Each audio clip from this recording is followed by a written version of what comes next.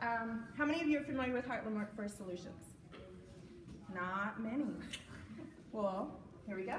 Heartland Workforce Solutions is your not-for-profit workforce board. We serve a dual customer. We serve businesses and we serve career seekers. Not yet, I'm sorry. So a few current initiatives that we're working on is one of our main ones. The reason we're all up on this stage here together is the Career Readiness to Eliminate Disparities, or the CRED strategy. So a few years ago, there's been some discussion. We have a really low unemployment rate, but we have pockets of high poverty, high unemployment. So what do we do to address those? So when we're talking a low unemployment rate, we're under 4%. But in 68110, we have unemployment and poverty upwards of 21.7%, so what gives? We have employers who are saying there's a skills gap. There's no one to hire out here, but there are people to hire. We just have to figure out how we can upskill those. So after a few years of research, what they've come up with is utilizing the National Career Readiness Certificate, or the NCRC. We're all familiar with ACT for college readiness. ACT's listened to employers, and employers have said, it's great that we're having people finish school, finish college, coming out with a 2-year or 4-year degree, but it takes us anywhere from 6 months to 9 months to get them to the level that we need them to be able to function at, just to do the job we hired them for. So ACT came up with this assessment. It's 3 assessments: applied mathematics, reading for information, locating information. And so this assessment takes those essential workplace skills. It gives them, they assess them anywhere from a bronze all the way to a platinum level. And then it tells the employers, are they career ready? And if they're not career ready, we work with them on that back end to get them to where they need to be. So we're addressing the skills gap. And now I'm going to kick it to Tori Conley. Tori. So what I want to talk to you about is more about Heartland Workforce Solutions as an organization and what we can provide to the community as a whole. So the services offered through Heartland Workforce Solutions, we offer job fairs and hiring events. So we have a self-service resource room, and through the resource room, what you can think of is sort of like a library for job seekers. So job seekers can come to the resource room and receive as few or as many services as they'd like to that can help them prepare for the world of work. So they can receive computers, they can receive help with resumes, they can receive help with cover letters, thank you letters, all of those sorts of things. Any works registration, which is the state labor exchange. It's the state supported online job board. Unemployment insurance assistance. We actually have phones right next to the unemployment computers that help them, it's like up to 4 times faster than if they were at home calling the unemployment insurance line. So they can call and receive assistance while they're applying for unemployment online. They can also call and receive assistance at the same time. We also provide meaningful assistance with online unemployment insurance claims. They can receive assistance with vocational rehabilitation is one of our partners. Personal finance coaching. We provide services for blind and visually impaired individuals. We also provide grants and funding for job training. So if individuals are interested in doing some additional training or additional certifications of sorts, we can provide them opportunities for funding for those sorts of additional trainings that they may need to go back into the world of work. We also provide veteran services. So we provide a priority of service to individuals who are veterans. So if they come to our center, we provide a priority of service to those individuals. Native American services and resources for individuals who are ex-offenders. So we help them with not only finding a job, but also how to address that hard question that they get from employers of what happened in your past and what have you done since that incident occurred. We also have Metropolitan Community College on site, and they provide adult education and GED services. We have a clothing closet specific for men, and then we do referrals out for women. And then we also have bilingual Spanish staff. And we provide services as well down in South Omaha, down at the Latino Center of the Midlands. It's on about 24th and M Street, a couple of days a week. As well, we address current workforce issues. Our goal is really to bridge the gap between employee skills and high demand industry sector workforce needs. And what that means is that we're not just helping people find a job, we're helping them find a career. And a career that is high skill, high wage, and high demand. So it's a long-standing career that's going to be there for a long period of time, not just a job that's going to be there for a couple of months or a couple of years, but a long-standing career for that individual. We're looking at the skills gap that is there in today's workforce that is costly and time-consuming for employers, and it's also costly and time-consuming for that prospective employee. And how can we remedy that challenge? We're finding that it's difficult for businesses to find and hire employees who are career ready and trainable for a specific job. And so what we're doing is we're helping those prospective employees to look at their skills gaps and how can they remedy those skills gaps and be ready for those prospective employers, and then be ready for those new jobs that are out there with those prospective employers. Employers are expecting a high rate of employee turnover, and employee retention is their priority. And so what we want to do is make sure that those employees are ready to go and that they're ready to be good to go for a long term for those employers. And what I'd like to do at this point in time is turn it over to a new partnership that we have with Douglas County Corrections. We're actually going into the correctional facility and working with prospective employees that are coming out of Douglas County Correctional Facility.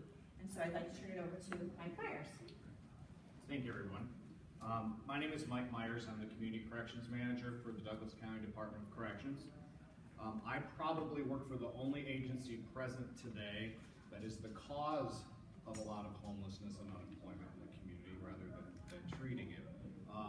But we actually, that's a byproduct of what we do. When people are incarcerated, it doesn't happen, in a vacuum.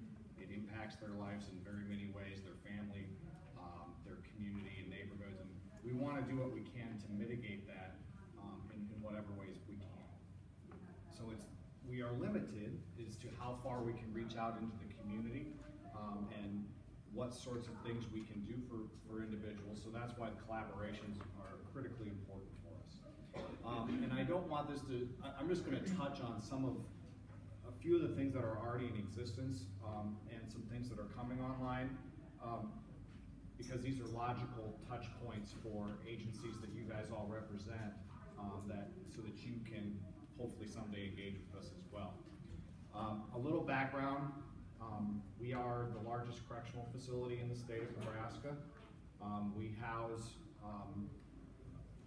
between the jail and community corrections, we probably have about 1,500 people a day in custody, maybe 1,400, somewhere in there.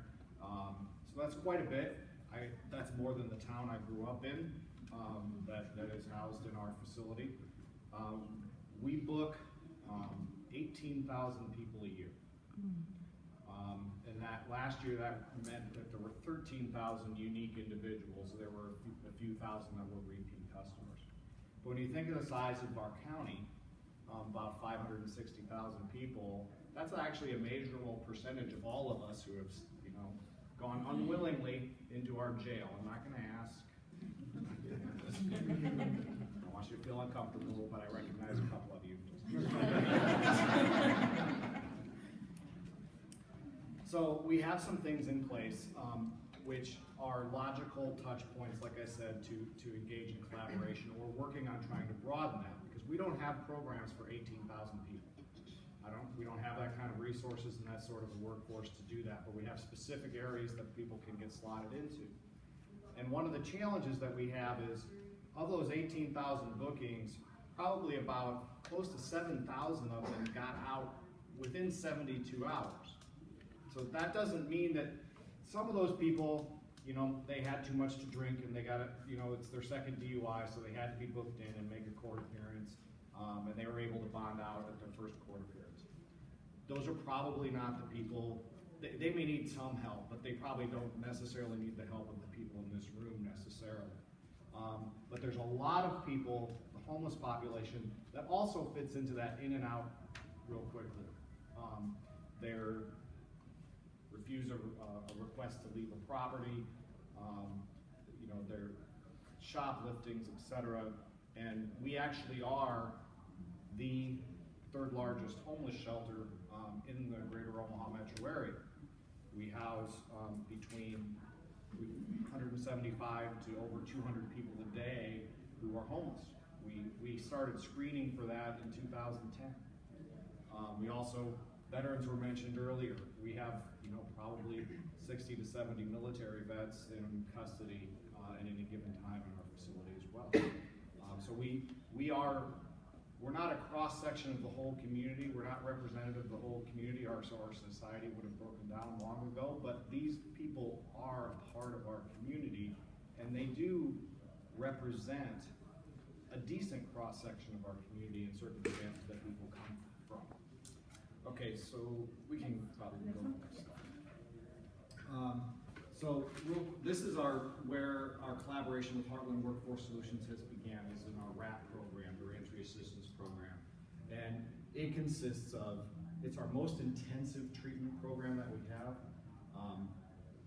People are basically immersed in cognitive behavioral programming, probably 30 hours a week or more, and all sorts of other services as well. And Heartland Workforce Solutions, we're just a couple of months in, so we don't really have a lot of track record to report out to you today about. But they're coming in every Wednesday and providing a variety of different services and engaging our folks in that process. And we got a lot more plans ahead. And to put it in perspective of how much further we need to go, this is a pretty cool thing. This program's very awesome.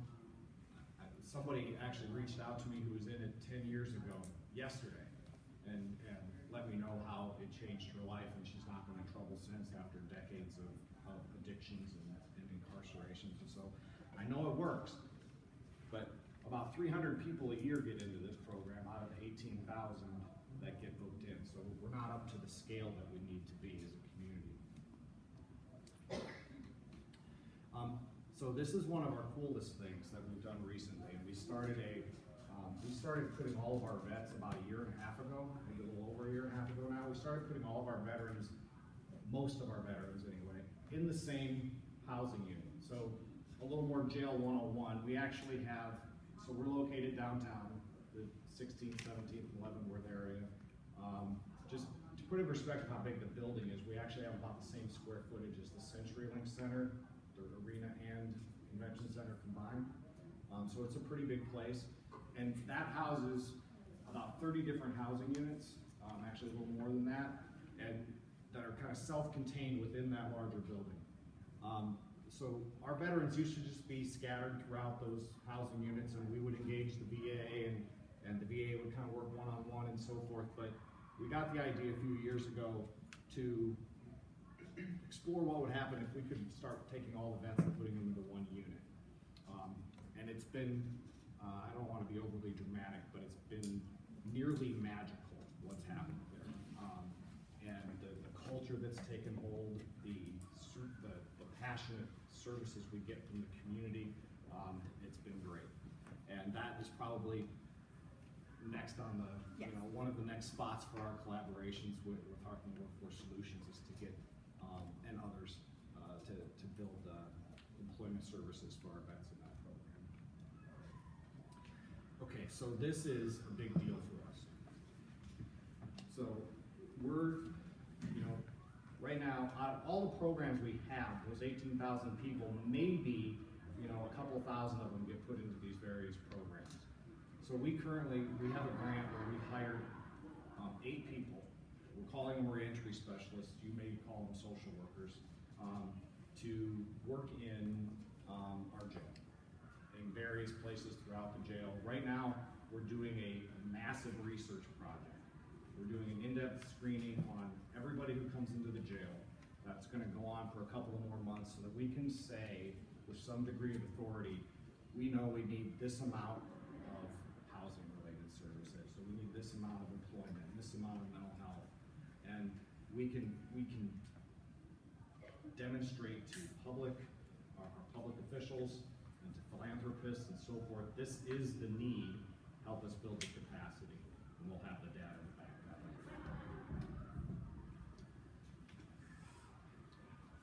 And with that, I turn it over to Siena.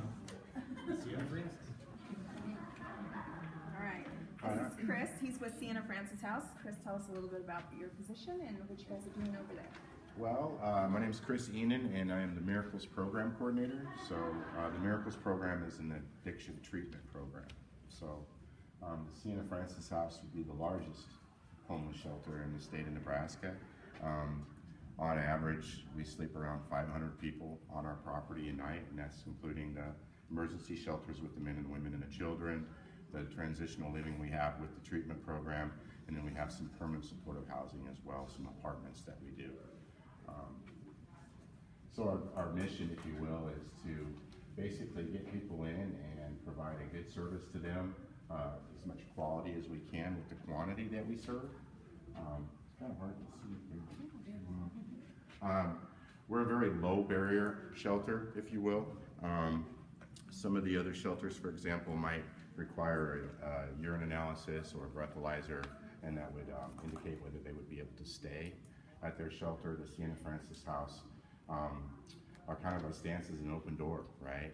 As long as you don't look like you're going to be a harm to yourself or somebody else, you know, we're going to have a place for you, which sometimes creates quite an atmosphere, if you will. We have a medical clinic that we partnership with Charles Drew, who helps us with indigent and free medical care for the homeless population. Our employment training program that we have is pretty much with the chemical addictions treatment. Our treatment program is a 4-month commitment, it's 120 days, and it's free to the client. So that's a big deal. Most of the people that come to Siena Francis House don't have insurance, or they don't have the means to pay for the treatment to receive. So in exchange for our services for the addiction treatment, they provide a service for us in our work training program. So that's a huge piece for us to empower the people that are coming in suffering from addiction, get them stabilized, get them clean and sober, and then teach them a trade, if you will. An example would be, you know, the treatment program's about 80 beds that we have. It's about 50 men and 30 women. The kitchen in the Siena Francis House at the shelter last year served around 400,000 meals. And of that kitchen crew, if you will, there was only one paid staff, and that was the kitchen manager. The other 10 people that work in the kitchen were all part of our treatment program. So you can imagine going to an employer and putting on your resume that you were involved in a kitchen that served around 1,000 meals a day. That looks pretty good on a resume. So there's a lot of things that guys have come in, maybe they haven't had any employment history, or the employment they had, they don't want to go back into because that was part of their lifestyle. So by offering different opportunities through the shelter and the different departments that we have, it gives them maybe a new direction, right? And that's where Heartland really comes in and helps us with that, with helping them with soft skills and training and CRNC and things like that that can kind of help us build not only what they learned through our training program, but how to present that to an employer. So it's huge. The services that we provide obviously would be emergency shelter. We have case management, counseling and therapy through the treatment program. We offer meals, clothing and hygiene, permanent supportive housing. We have 48 units on property, 2 apartment buildings that have 24 units each. Generally, it's geared for people who have been chronically homeless and have like a recurring income like Social Security or disability, for example. We ask $250 a month. It's the best deal in town. I tell people it's a studio apartment. Comes fully furnished with shower curtains, floor mats in the kitchen, bedspreads on the bed. I mean, imagine if you're homeless and you need to move into a place, you don't have those things. You wouldn't have any way of storing that stuff. So it's all prepared, ready for them to go. We offer a day shelter, which is a big plus for us. Gardening opportunities, arts programs. We have transportation services. So when you think about a homeless population, a lot of people don't have transportation. So we have dedicated drivers that will transport people to other services in town, which is different than some of the other places that we serve. We have a computer lab for helping people look for employment, get online, take care of their stuff. Our substance abuse treatment, it's based off the 12 steps of recovery. We offer open 12-step meetings every night down at the Siena Francis House. So if you ever ran into somebody who had a problem with, addiction or alcoholism, you could refer them to us, and there's always a place for them to attend. The medical clinic, like I said, was with Charles Drew. We also partner with the Magi's Clinic, I believe, which is through Creighton. And the work training program we have through the Miracles program. We have an outdoor classroom, which we just offered, and we have the Veterans Outreach program, which I'm part of, being a coordinator with the Miracles program. Our Miracles Work Therapy program is exactly what it says, employment training and shelter. What it is, it's kind of an opportunity for, when you talk about the 12 steps of recovery, most people would think that, I'm a recovering alcoholic and addict myself, and I went through the Miracles program, so I can kind of relate to a lot of this stuff, right? And most people would look at me and my addiction, and they'd say, you know what, Chris, you have a drug problem.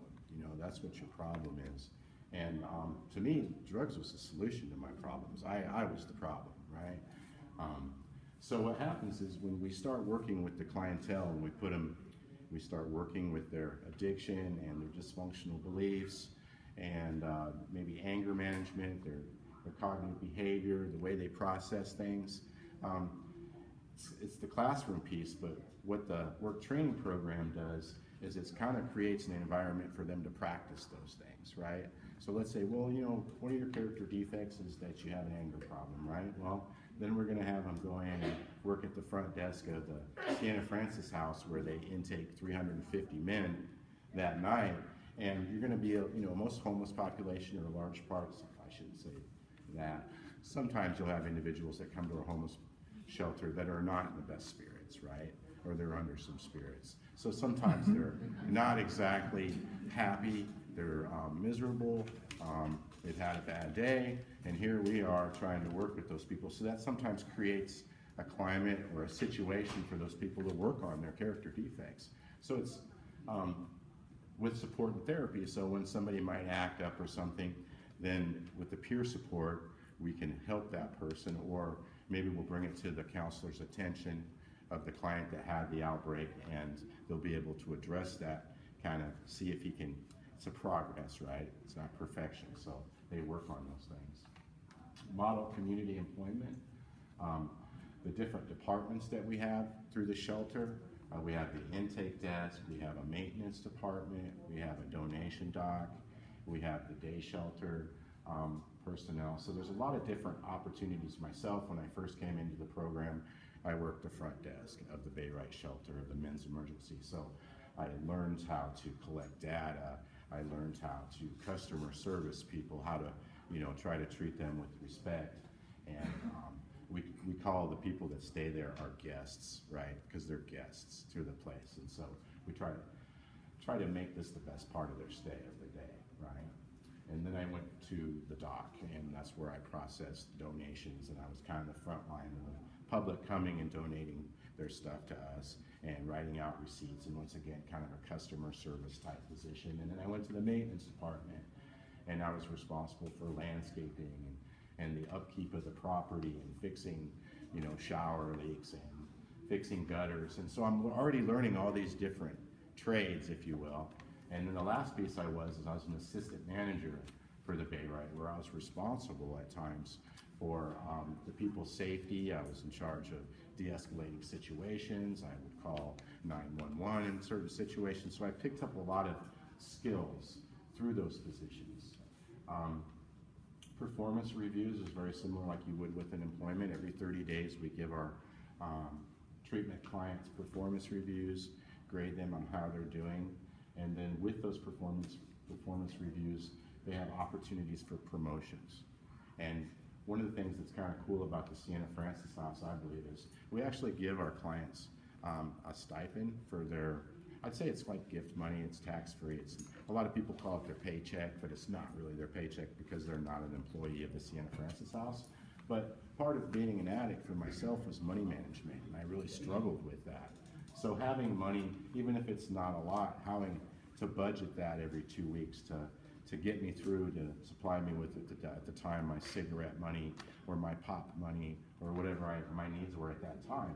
And as you're promoted through the program, you receive a higher and higher stipend. So some of the individuals that we have that are assistant managers are actually making around $350 to $500 a month, in addition to free treatment, free room and board, free training. So it's a great opportunity for them to save some money while they're in treatment. So they can actually graduate treatment with a couple $1,000s in their pocket, where other treatment programs you're paying into, you have something when you leave, which is very rewarding for the individual to have money when you graduate. Myself, when I was in my addiction, I would get overwhelmed easy. If I had a $100 phone bill and $50 in my pocket, I wasn't going to pay the phone bill. To me, that doesn't make sense. Why would I give all the money I have to something that's not even going to get paid for, right? So to set the client up with the best opportunity for success is really what our goal is. Supplemental to employment experience, creative coping skills, mindfulness. Those are things that we're trying to teach how to address those character defects that we have when there's anxiety or stress involved in your job. Heartland Workforce Solutions programming. This has been a new partnership that we've brought on in the last year, and we're already starting to see some really cool dividends. One of the things the Siena Francis House is that, I wouldn't say, we're all nonprofit, Siena Francis House, so somewhat, in my opinion, we're a little bit understaffed, right? And so we have 80 clientele in our treatment program. We have counselors. The thing that we probably lack the most is that transition piece coming out of the treatment, right? Finding the job. A lot of times people come into treatment and their life has been really in a bad place for a long period of time, and just getting into treatment and getting healthy again and getting your mental stability back and getting a fellowship of friends that are true friends, not just user friends, and having a counselor who cares about you. These are some of the things that you didn't have when you were out there suffering through your addiction. So there are times when people get into treatment, they get kind of comfortable, institutionalized, if you will. They're like, you know what, this is so much better than what I had. I think I want to stay. I don't want to go anywhere. And so when we say, okay, you're done with treatment, now go look for a job, that's kind of a big step for them. And they're like, well, I don't know what to do. I don't have a car. I don't have this. I don't have that. So having Heartland Workforce Solutions come to our facility and kind of keep our clients engaged in what's the end result. Well, the end result is you're going to be reintroduced into society, right? And so we want to be able to set them up with some momentum, with some confidence, with some accredited certificate like the NCRC that says this is in fact what I'm capable of doing. Even though I might not have a real good job history or a job history, I have something right here that says this is who I am and this is what I can do. And I've seen individuals who take that test and they're just blown away, like they didn't even think that they would get a bronze and a platinum. There's different levels, and here they're thinking, oh, I'm stupid, I'm nobody, I haven't had an education, and then they score a silver or gold, and their face lights up, and you can just see the confidence in them. They're like, wow, I could really do something with this, and so that's a huge asset for us. Computer coaching, with our computer lab, we have a lot of volunteers that come in. Some of the people that come through our program, they're asked to get on the computer and do updates and collect data for class attendance and this and that. I had a guy call me the other day, and he's worked himself up to the highest level in our training program, and he calls me up and he says, I can't get the computer to stop capitalizing the letters. It's just capital J all day long. What do I do? Well, there's a cap lock on your key. There is. I'm like, oh man, here we go. So what I do is I hook him up with our computer lab coach every Wednesday from 9 to noon, and he's starting to pick those things up. So it's a huge asset for us. Financial wellness. We have some partners that come in and teach budgeting, teach how to be a good tenant, if you will, how to live within your means, how to reestablish your credit. When I came in, I had to go through Wells Fargo's second chance checking because my credit and what I had done in my past had kind of screwed up my opportunities in doing anything successful as far as getting banking services. Training, soft skills, those kind of a huge thing. Mike and I share a lot of the same population at times, right? And here we are being an intake, customer service and stuff, and my hiring pool, if you will, who I have to help work at the Siena Francis House are alcoholics and addicts, right? So sometimes you're trying to put a person in a situation where maybe they don't have a lot of skills or they haven't had a lot of experience with that. So teaching them the soft skills of being polite, how to answer a phone, how to be professional, things like that, those are really important, not only in what we're trying to have them do for us, but for what they're gonna need when they transition out. So, next slide. This is the NCRC scores that we have had from the Siena Francis House. So Heartland actually comes to our site and we test on site, which is huge for us. You know, trying to get the people to the different services is sometimes kind of a struggle for us. So having them do site visits is really a bonus. One of the things that I've seen with the NCRC that I was sharing with Crystal earlier was that being a graduate of the Miracles Treatment Program does not guarantee that you're going to remain clean and sober, right? It's basically a certificate, it's an accomplishment, I'm proud of it. And we also see individuals who leave the treatment program before they graduate, right? And the things that I'm seeing is, since the certificate of the ones that have taken these, I know of at least 12, maybe 13 people that have gotten employment that have taken the NCRC. The other thing that I noticed as I was going down the list was the ones that aren't employed are still with us, and the ones that aren't with us have found employment. There's a lower number of those that just kind of disappear into the, you know, nowhere land, where you don't know of them, you don't hear of them anymore. So we're seeing that even though the people that don't necessarily stick through it to graduate with the Miracles program are still finding employment, which I think is what we're here for, is to, you know, help people find employment that were once homeless. So these are some of the scores. Crystal probably could tell you more about the NCRC, but I think the silver is a good score. I think 66% of the jobs out there in the workforce, if you have scored a silver, you can do those jobs. If you score a gold, I think it's 90-some%. Goes up to 93%. 93% of the jobs out in the workforce, if you have scored a gold, you can do that, right? And so someone who's homeless and struggled from addiction, or, you know, we offer this also to just our homeless guests, not just the people in the program, and they see that. It's really rewarding. Plus, it's not only the one-time deal, right?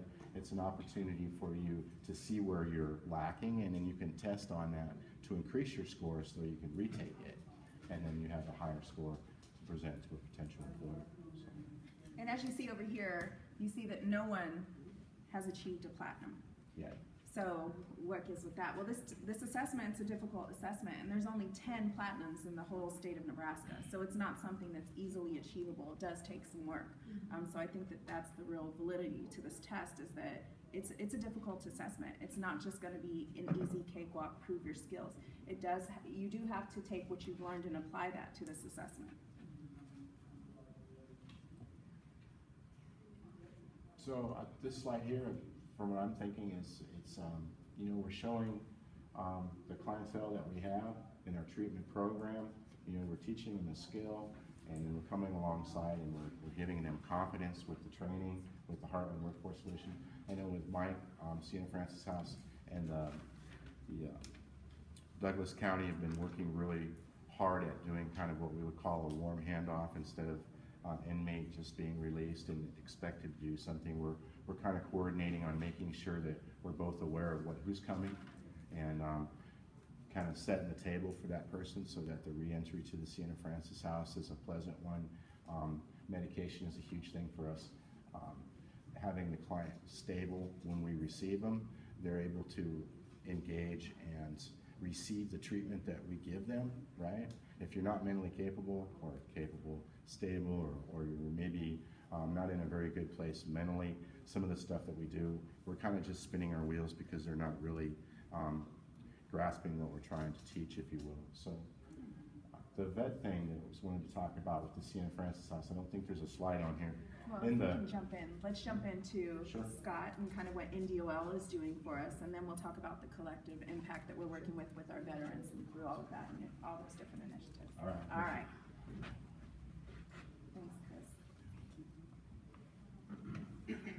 All right. So this is crazy looking, right? Just imagine if you're trying to navigate this system alone.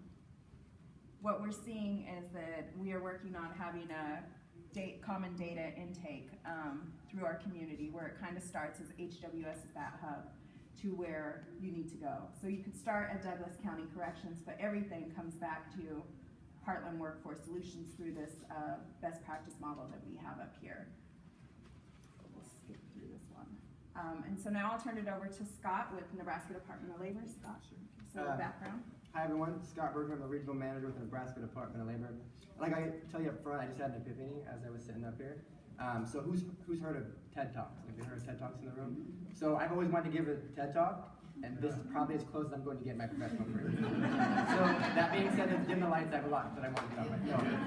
No. So I oversee, thank you for inviting all of us as workforce to this symposium addressing a very pertinent and specific issue that our community faces. And so I oversee the 6 employment and training programs the Department of Labor has to offer in this region. The region is Douglas County, Sarpy County, and Washington County, so it is the largest region in the state. And so we're a proud partner in employment and training with Heartland Workforce Solutions. A few of the programs that we have to offer: the Nebraska Reemployment Program, it's known as the NERES program. If you hear the governor speak about his reemployment program in the paper and media, he's actually referring to this program. It's won 3 national awards for its reemployment services, and many states around the country are trying to model its service model. It specifically serves anybody in the community that claims unemployment. They come through an orientation and a one-on-one. It's a short-term reemployment program that's intended to get people back into the workforce, but it's absolutely open to any and everybody in the community. The orientation is over resumes, and he works as a system, as we talked about here. And the one-on-one, they sit down with a workforce coordinator, and they talk about some goals and dreams and career opportunities that may be ahead of them. We offer a trade program, and so the trade program specifically serves job seekers who were laid off due to their positions being outsourced. Basically, they had no control over their positions being moved. And so that program takes it a step further. They can offer some reimbursement, funding towards education and things like that. Connect, we have a Connect grant that specifically serves the industry of IT. Omaha in itself is a hotbed for IT as an industry. And so it's a long-term unemployment grant. If someone's been unemployed for 27 weeks or more, or underemployed, it can fund some certifications and maybe even an associate's degree towards an IT career to get them in the industry. Business services, Aaron Cooper, can you raise your hand? Aaron is one of our 3 business service staff that serve the region. It's great to offer reemployment services and talk about resumes and job coaching and things like that, but if you're not guiding them to a career, what are you really doing? And so our business service team is focused on, as was mentioned here, H3 positions, H3 industries: high demand, high wage, high skill. Cool, sounds great. What does that mean? High demand, people a lot smarter than me did a whole bunch of data on our region and identified the top 10 to 15 industries and occupations that are within growth in the next 10 years. And high five for anybody that can name the most in-demand opportunity in the state of Nebraska besides my staff. Anybody in this room, what is the most in-demand job in the state of Nebraska in the next 10 years? Do we know? First. Close. Second. What do you got? I said healthcare. Truck driving. Transportation. You didn't. It's not what we think. It's not the most appealing and attractive career. But let's be honest. We're in the middle of the country. We do a lot of transportation, right? Very stable career. Pays very, very well. And you can't turn on the news without seeing some sort of transportation. Nobody from public schools here, no bus drivers or anything like that. You can't turn on the news without seeing some sort of transportation gap. We have grants specifically designed. We had grants specifically designed for transportation itself, but I know Tori's grants funds a lot of people getting their CDL. That's one opportunity of getting individuals connected with a certification that connects them to a high demand job. We do a lot of work with public schools as well. You know, let's be honest in saying that we've kind of oversaturated the economy with bachelor's degrees, and they're kind of a dime a dozen. at this point in time, and there's so many well-paying jobs you can get without a bachelor's degree. Our youth don't know that. They go through school, they go through high school, and if you don't go to college, not too many kind things are said about you in public schools. Let's just be blunt. But you can absolutely come out of high school, pursue a certificate or just a career pathway, and obtain a very stable and high-paying position. And apprenticeships are an example of those opportunities. When we think of apprenticeships, we think of manual labor, the plumbing, electrician, stuff like that. Did you know there's over 1,300 apprenticeable occupations? Dental assisting is an apprenticeable occupation. A CNA is an apprenticeable occupation. An apprenticeship is an opportunity for job seekers to step in and get a balance of curriculum and on-the-job training while getting paid. And they don't have to go to college for 4 years, spend $40,000 trying to find themselves, and come out getting a $12 an hour job, right? So there's a large focus for the Department of Labor and Heartland Workforce Solutions as well towards apprenticeships. It's only one of the opportunities that we can offer. And then we offer overall general employment services, and that's anything from resume building to job coaching to referrals, okay? We as human service professionals always want to be the one that has all the answers, but let's be honest, like that's where we silo ourselves. We silo ourselves and thinking they hit me and I have to fix all their problems, and you can't. You can't. You don't have the resources, you don't have the tools, and you don't have the knowledge. I'm a subject matter expert on employment and training. I'm not on homelessness. I'm not on incarcerated inmates transitioning. I'm not. So we need to do a better job at connecting with our peers and opportunities like this to broaden our spectrum. And so I speak specifically about referrals because when you walk into the American Job Center, there should never be a closed door, ever. There's never a no, always a how. When we think about employment and training, when we see job seekers on a daily basis, they want a job and they want a job right now, just like businesses. They want an employee and they want it right now. I need to make 12 bucks an hour and I want a job. It's in their mind, it is a means to solve some sort of problem. I can guarantee that there's an underlying condition there that we just don't know. We talked about disabilities a little bit. We talked about homelessness. You know, when someone comes in, Maslow's hierarchy of needs, when someone comes in and they haven't been able to pay the light bill and they haven't been able to put on groceries, you bet I want a job and I want a job right now. And they get in this revolving door of obtaining a job for 12 bucks an hour that they don't quite enjoy, and we see them again in 3 to 4 months, and it just becomes repetitive, and it ends up in some of the conditions that we're talking about, either incarceration, unfortunately, or homelessness. And so it's very fair for our workforce coordinators to address that up front and say, look, you absolutely do want a job, we can get you something stable, but we need you to find a career. There's a large difference between a job and a career. I truly believe that the purpose of life is a life of purpose, right? And so we all want to wake up every day and feel that purpose. And given the job seekers and those in our community who are facing some of the barriers that we're talking about here, I can almost guarantee you can sit down with any one of them, ask them what their purpose is, and they have no idea. It's just what's next. So when they come into and they sit down with one of our workforce coordinators or staff members, we need to absolutely assess where they are at in life. If you're not ready to build a resume, you're not, but I will refer you to a program or something that can help you with what you need right where you're at so we can get you to the point of stability with that. So that's just a kind of an overview of the general employment services that we have to offer. I do want to talk specifically about our veterans program. So all Department of Labor programs have a priority of service for veterans, as we should. They served us, we should serve them.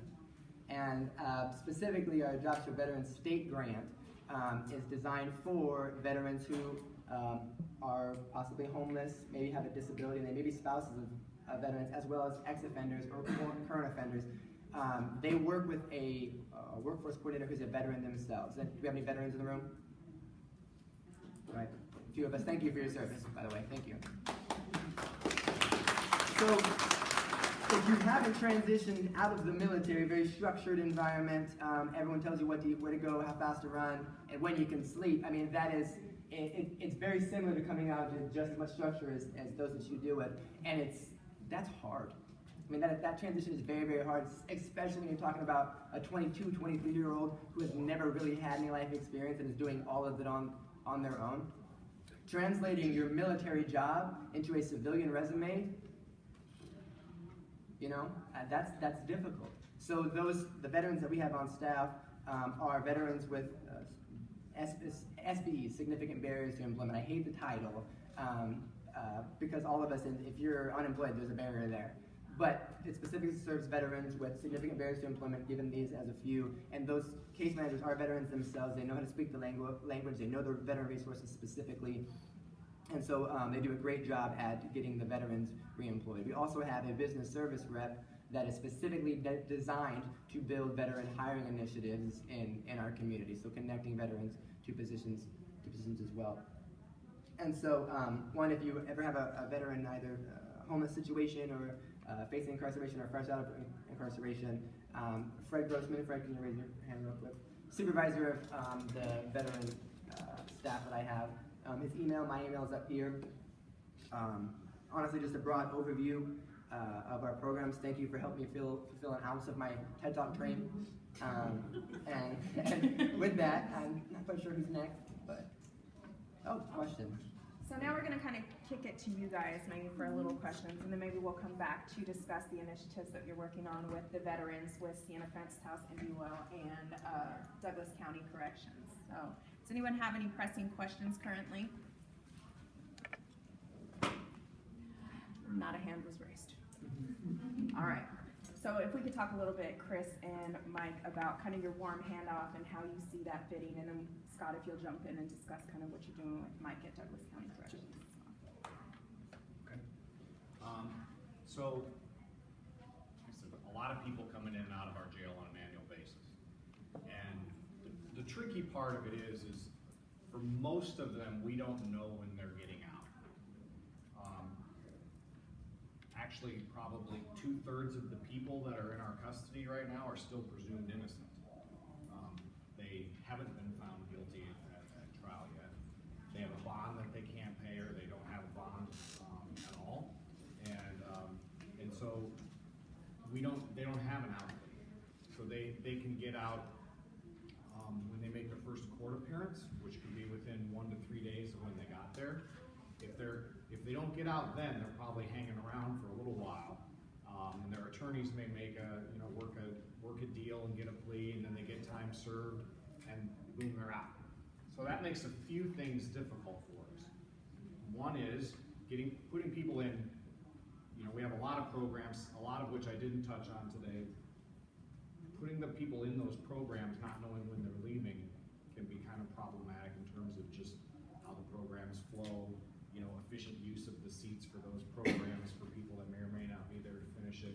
But it also presents a challenge for our most needy and most vulnerable population. Like I said, 200 people a day on average who are homeless, and those folks typically aren't staying long. I want to, most of you probably haven't been in the jail as a visitor or as a guest. They call them guests. We don't.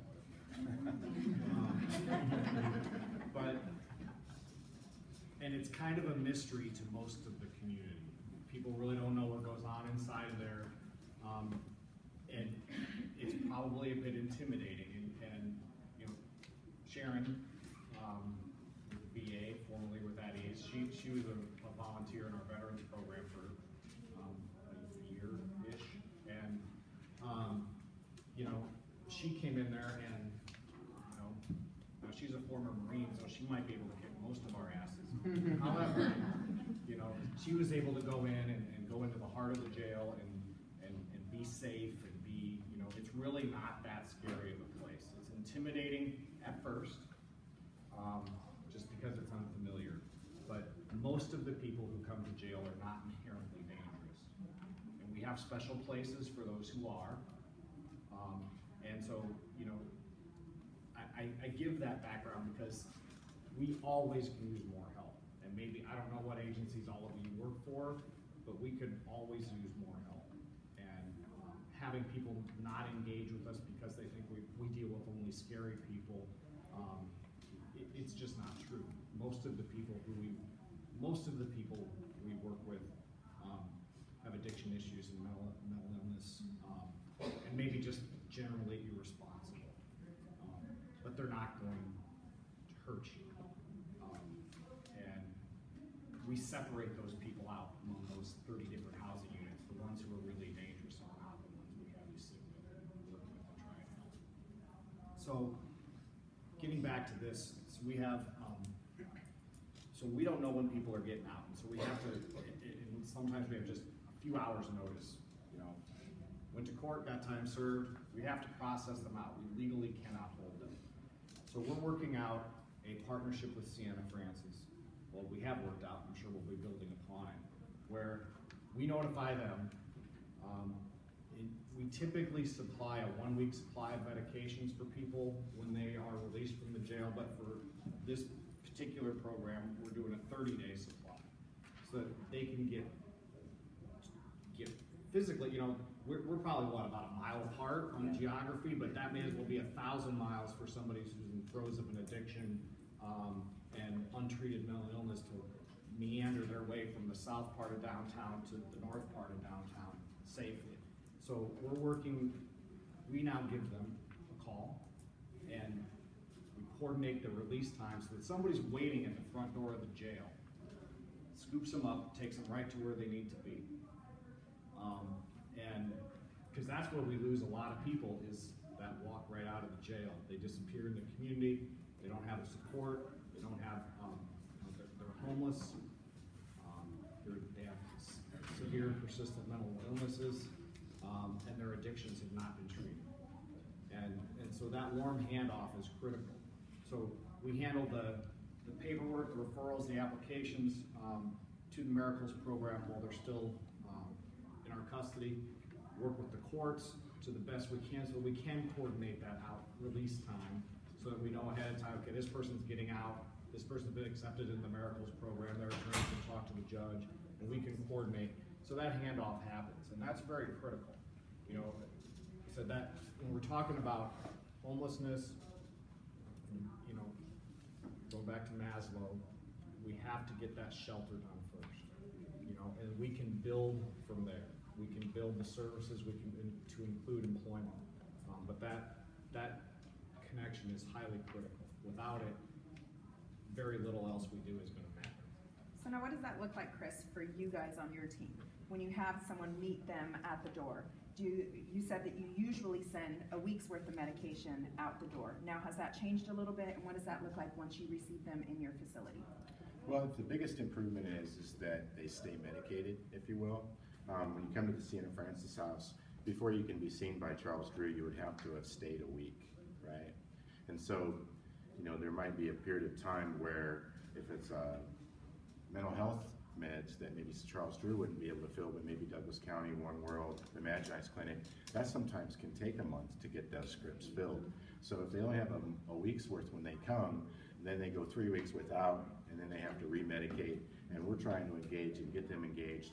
And you know, our shelter at times can be somewhat of a stressful environment, and if you're not on medication, that sometimes is a you know, a setup for failure, right? So keeping them medicated, being able to engage them, and them being able to receive what we're trying to help them with is a huge piece, right? And the accountability of, you know, us knowing that they're coming. Because I've had guys that have taken 2 days to come down from, you know, a mile walk, and just being able to know that they're getting released, pick them up, take them to the pharmacy, get their scripts filled, right? And then that gives us a month to start working on getting their medication provided, other than from Douglas County Corrections. So that's a big plus for us. Yeah, absolutely. It sounds like it.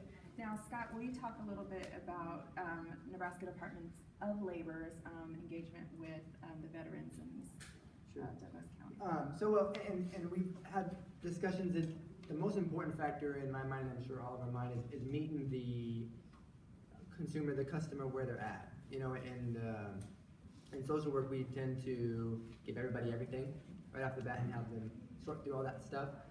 So it's linking up with both entities and defining where in their curriculum and in development is it time to talk about job search and resume and things like that. So it's strategically placing us so the job seeker is most efficient and prepared to talk and engage in those manners. And so we're perfectly fine with, you know, if it takes a month for a specific customer or a job seeker, it takes a month. If it takes 2 months of recovery, they need to get where their health is stable enough for them to even focus on a job, let alone a career. You know, and one of the most interesting questions when you talk to job seekers, you ask them, what do you want to do? They always tell you what they've already done. I have experience in X, Y, and Z, and so I mean, it's okay, I don't really like it, but I'm good at that. Life is preferences. It really is preferences. That's all that they know, is that I know janitorial, and I know I was a CNA at some point in time. I know that stuff, I didn't really like it, but it's what I know how to do, so it's what I always go back to. Les Brown has a quote, known hells are more comfortable than unknown heavens. They're going to go back to that, and unfortunately, for some reason or another, they were unsatisfied maybe there, or they weren't getting paid enough, or the environment didn't support, and they probably slipped back into what got them there in the first place. And so, getting people set up with career pathways is vital to, I think, all of us in workforce. You know, they need to know that next step. Let's be honest with, I can speak about millennials because I am one. We need to know the next step. We need to know what's after. And same with people that are pursuing passions and careers. Our job in social work is with everybody, and I'm not sure where everybody's coming from, is to literally work ourselves out of a job. You know, when we normally touch base with a customer who we're working with, it's very intense and it's focused. I worked in child protective services myself. I worked in developmental disabilities. It looks very similar. It's all building strategic planning for people in a very difficult situation to get to where they need to be. And so that's exactly what all of us are doing here. What we're doing as a workforce is our question is, where do we align? So as we're sitting here, yeah, I'm gonna be the guy to ask the question, is when you guys are working with the populations that you work with, or the businesses that you work with, where are your biggest struggles or hang-ups in workforce, either with homeless or transitioning inmates, or just workforce in general? Where do you guys find those hang-ups?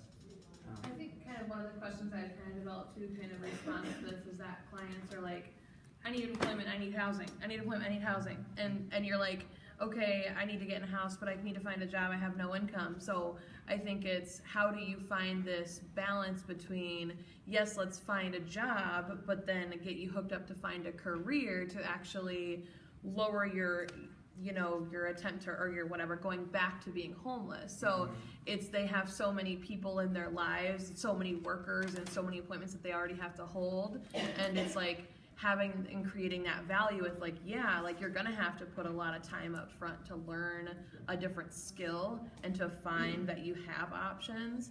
So I think that's where a lot of that we come in, and, you know, like programs, just different employment programs that we run into. It's, yeah, it might be 8 to 4:30, 8 to 5. Well, if I'm working a job to try to get a career and your appointments are only from 8 to 4:30 or 8 to 5 when I work and I have kids, how do I make that happen?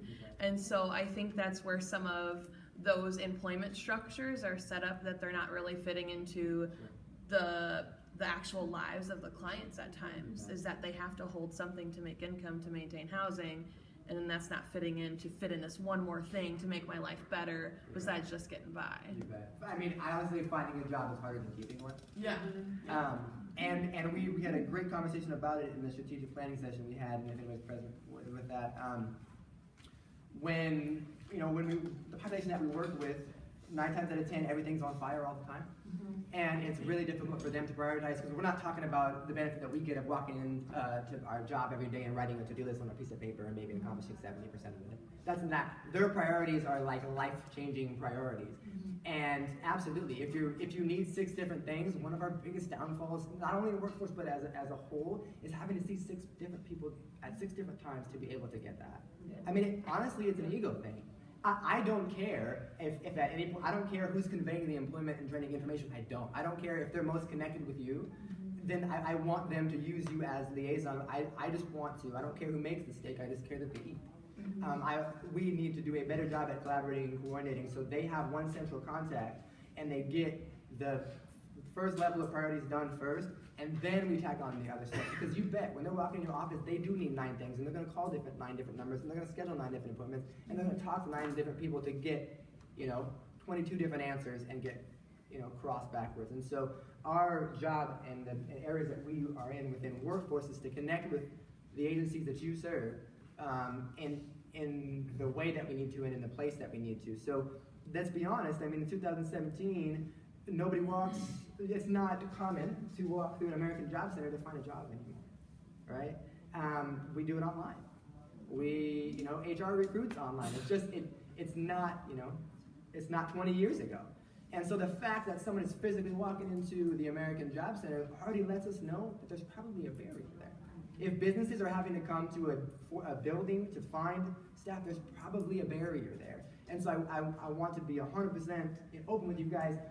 Your job-seeking customers do not need to come to us. We will come to you. There's not an ounce of workforce that the people here can't fulfill. If it's education on transitioning inmates, if it's, you know, resources for homeless, if it's grants, things like that, let us know as workforce where you need us to fit in, and we will absolutely come. I don't care if it's a resume workshop, I don't care if it's one-on-one services, and I can almost speak for my peers here, but I won't. Feel free to invite us to any opportunities. I don't care if it's strategic planning, I don't care if it's more information on anything you heard today, but we wholeheartedly know, and it would be selfish of us to say, no, come see me, you know, 9 o'clock on a Tuesday. No, tell me what you need and where you need me to be, and I promise we can get somebody there and in the arena that you need us to be able to provide. Now, Tori, can you talk a little bit about the American Job Center and what that would look like? I know we've been throwing out the term AJC, and people are probably like, what is this thing you speak of? So can you talk a little bit about us being certified as an American Job Center? So Heartland Workforce Solutions is one of 3 locations that is looking to be certified as an American Job Center. We're currently certified as an American Job Center, and that certification is going to be lapsing. And so we're currently applying for recertification. We've currently been conditionally certified, and that conditional certification will lapse on August 18th. And so before August 18th, we're preparing documents to be officially certified. That certification will happen through our board.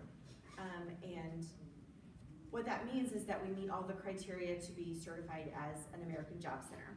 What an American Job Center is it's a certification by the president where we meet all the criteria, all the designations to be nationally known as a center that meets the criteria of the American Job Center. Yeah, so let's talk about a little bit about like the co-located partners and how we can be that touch point for your agencies to come in and meet with Tori Conley. I don't know if she's introduced herself, but she is our one-stop operator and the project manager for Heartland Workforce Solutions. So Tori is our contact point. So how you can reach out to Tori and discuss with her your needs at your facility and how Tori will facilitate those needs. So let's talk about a little bit about our co-located partners and how we activate the workforce system once they make that contact with you. So all you need to do if you would like to activate the workforce system, and if you are interested in activating the system for a client or for your agency, is to contact me, and you can do that through email or you can do that through a phone call, and I have cards with me and I'll leave them up here on the podium, and you can take 1 or 10 or 25, it doesn't matter to me. And all you need to do is call or email me and let me know what your needs are, and we can provide those in many numerous ways. We can provide them through email, we can provide them on site at your location or on site at our location, or in many numerous ways, a combination thereof. And we can activate that system through our staff, through your staff, through a combination thereof, through our partner agencies. It really depends upon what you need. And we can provide those outside of the hours of 8 to 5. We can provide those inside the hours of 8 to 5. We can even provide weekend opportunities. And it really depends upon what you need, and we really tailor the opportunities to what you need. So what we really do is we really kind of do a needs assessment of what it is that you're looking for and what your clients need, and then we look towards what we can offer. So like Scott said a few moments ago, we would be remiss if we said that everybody could have all their services inside the hours of 8 to 5 Monday through Friday, because that just doesn't happen. Everybody has other obligations, everybody has children, everybody has 9 other appointments that they need to attend to. And so we do really try to tailor opportunities based on what that organization needs, what that individual client needs. And so we really do try to look at it on a one-on-one case, and what does that particular client need, what does that agency need, and how can we meet the needs of that agency and that client. Wonderful. And then we bring the workforce system to you. All right, and now on everyone's chair, you should have a folder. There's some contact information. I have a business card in there. There's a center services sheet that defines all of the programming that we have at Heartland Workforce Solutions. Most of this can be picked up and taken to a different location. There's a Nebraska Department of Labor veterans flyer in there as well. I did see some hands, so now I will turn it back over to the audience for questions. Ma'am? Yes, this sounds wonderful, but if you're from a different market, is that what we should expect to find? Whether it's in Des Moines or Houston, Texas, or Mobile, Alabama? I guess hope and expectation, how it should work, absolutely, but I do know that, and it's in regulation at this point in time, that NDOL or DOL entities, be it governed or contracted, have to collaborate and work together. I mean, this is a long time coming. I work for the Iowa Workforce Development, so you can definitely guarantee everything that they both said, you will find in Iowa all around. Wonderful. So yes. Sir? Yeah, I know this is not a simple question, but I was interested in some of the entry programs you had, especially the cognitive training. Could you just go into a little more detail about how you try to approach changing the way people think? Sure. So we've evolved that and continue to evolve that, and we have basically my philosophy is show me what works somewhere, what's been proven by research to be effective in changing how people think and solve problems, and we'll try and emulate that. And so we've been fortunate enough to get a few Second Chance Act grants, which have brought in a lot of expertise for us, and we've implemented programs, and they're challenging to do in a jail environment because the dosage, the recommended dosage to be effective is quite high. And we have people for a short length of time. It's not prison where you're there for years. So we basically immerse people in it. And they have, they will go for about 8 weeks. And some of those weeks, we have 2 large curricula that both are 60 to 70 hours of programming. And so if they're in both of them at the same time, which they can be with our schedule, they could be getting, 35 hours a week. What is it that you're trying to get, what are you telling them and trying to teach them?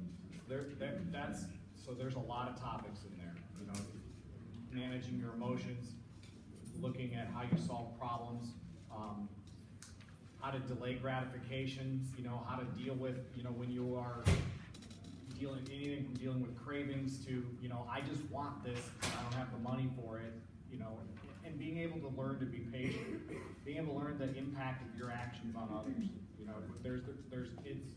I could take a long time to answer that. But it's mostly classroom training. That specific stuff. One-on-one counseling, or We do have that as well, but again, we're a very large facility, and that's a limited.